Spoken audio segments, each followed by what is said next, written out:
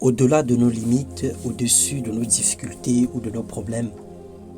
Bonjour bien-aimés frères et sœurs, merveilleuse journée, que la gloire revienne à notre Dieu, notre Père et notre Seigneur dans le nom de Jésus-Christ. Quel que soit ce que nous vivons ou traversons, la valeur de Dieu dans nos vies n'a rien de commun avec le manger et le boire ou avec nos différentes situations quotidiennes. Le Seigneur demeure Dieu et il est l'Éternel des armées qui fait concourir toutes choses à notre bien. Sa main de grâce nous saisit tous les jours et il renouvelle en chacun de nous le souffle de vie.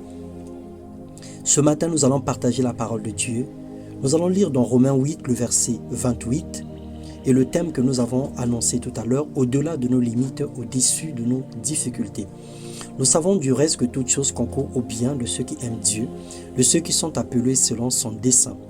Dieu est esprit et nous avons sa nature, c'est-à-dire nous sommes avant tout des esprits qui ont des âmes et qui vivent dans des corps. Sa priorité, c'est notre vie intérieure, notre esprit. Le Seigneur voudrait prendre soin de notre esprit avant tout. Sachant que si notre être extérieur se détériore, notre être intérieur se renouvelle du jour en jour. Et si l'esprit de Jésus habite en nous, notre vie est restaurée automatiquement par le Saint-Esprit. Selon Romains 8, le verset 11, et c'est l'esprit de celui qui a ressuscité Jésus-Christ d'entre les morts habite en vous. Celui qui a ressuscité d'entre les morts rendra aussi la vie à vos corps mortels par son esprit qui habite en vous. Savoir rendre grâce à Dieu en toutes choses et en toutes circonstances, lui donner gloire pour toute situation est un pas important vers la maturité et la sagesse divine parce que nous lui donnons à Dieu l'opportunité de prendre soin de nous intégralement. Nous lui laissons le contrôle de chaque situation et nous reconnaissons son bras puissant sur nos vies. L'action de grâce est la clé de notre victoire et de la réussite avec Dieu. Au-delà de limites, considérons les voies de Dieu. Au-dessus de nos problèmes et difficultés, plaçons Dieu au centre de tout détail.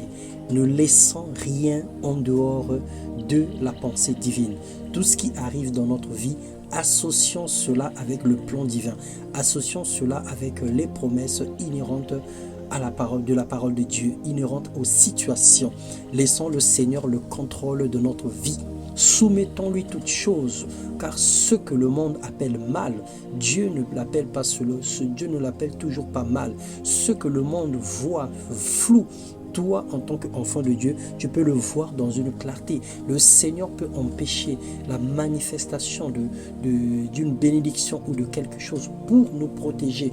Combien de personnes ont été sauvées de la mort à cause d'un refus de visa? Le vol qu'ils ont voulu prendre ont craché. Combien de personnes ont été sauvées de la mort à cause d'un petit retard à l'arrêt de bus? Le bus qu'il a manqué est parti faire l'accident.